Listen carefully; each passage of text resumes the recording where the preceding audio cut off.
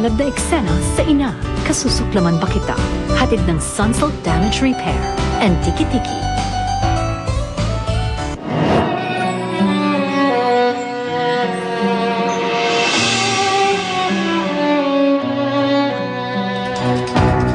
Mabuti o sigurong tanggalin na yung life support system ni Rob kasi habang nandyan po siya, umaasa po kayo na mabubuhay siya.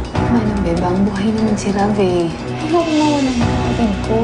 Dinismiss na ng judge ang kaso laban kay Rob. Nagdesisyon na rin ako na i-drop na yung charges laban kay Rob.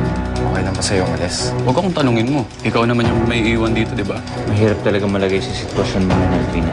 Pero at the end of the day, ikaw ang ina. Ikaw ang magdedesisyon. Hihilingin ko na pakawalan na natin siya. Huwag na natin patagalin pa ito. Weber! Hindi mo nga pwedeng patayin si Ram! Hindi mo pwedeng patayin yung kapatid ko, Rosan!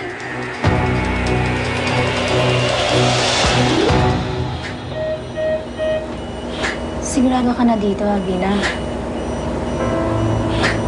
Yung paano na si Rezi? Nakapag-desisyon na ako, Gina. Matatanggap din niya. Hindi ba natin kailangan siya yung bumalik? Huwag na. Magugulo lang yun dito. Tapusin na natin to. Tama si Rosan. Mas makakabuti kung tapusin na natin to. Para sa ikatatahimik na rin ang lahat.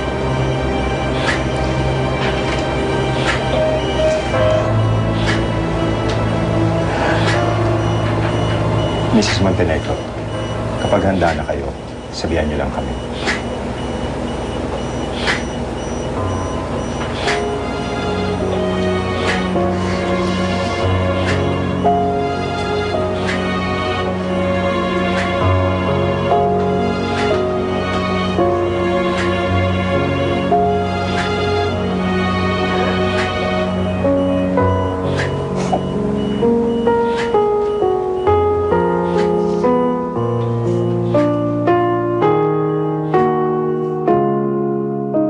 Paglalaban kita, Rav.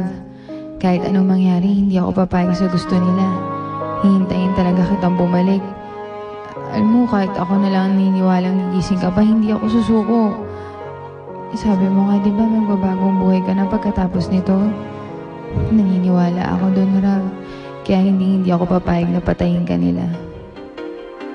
Ayon sa isang nurse na ayaw magpasabi ng pangalan, pinirmahan na ni Mrs. Montenegro ang waiver na magto-terminate sa life support ni Rob.